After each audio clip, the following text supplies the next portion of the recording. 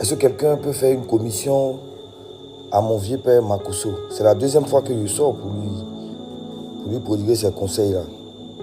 Mon vieux père Makosso, la première fois apparemment vous avez entendu, mais vous n'avez pas compris. On n'est pas dans une télé-réalité. On n'est pas dans une Game Boy, ni dans une Nintendo. On est dans vrai, la vie. C'est vrai, autant tu as fait des buzz, que ce soit dans le milieu showbiz, dans tous les autres milieux, sauf bien sûr dans le milieu chrétien. Mais c'est fini tout ça. On dit qu'il y a des bisbilles entre deux nations. C'est 30 millions, l'autre côté c'est combien?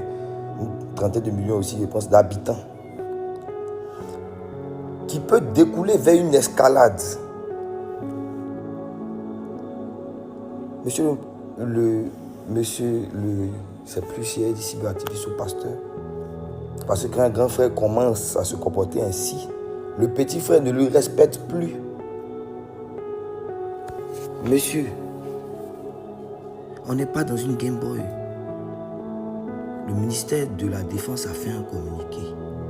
Il y a le ministère des Affaires étrangères qui doit se prononcer peut-être. Ou peut-être même le ministère de la Communication, à travers le ministère de la Communication. Mais pas vous. Est-ce que c'est aussi simple à comprendre? C'est aussi difficile plutôt à comprendre. Les gens sont dans leur pays là-bas. Ils disent des choses. Oui, ils ont leurs textes, ils ont leurs lois. Ils sont régis à leurs textes et leurs lois. Ici, là, n'importe qui ne parle pas au nom des institutions. Ça fait 2 fois. La première fois, c'était un des bons petits. Khalil. Dans le même registre. Ayez pitié de nous.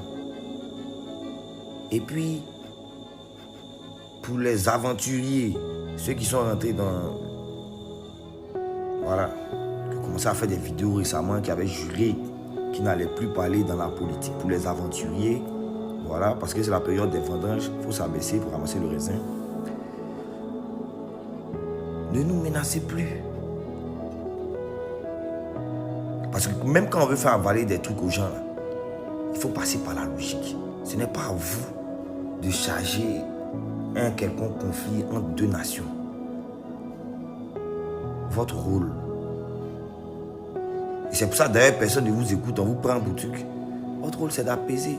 Quand on porte la casquette d'homme de Dieu, je pense que le minimum c'est de se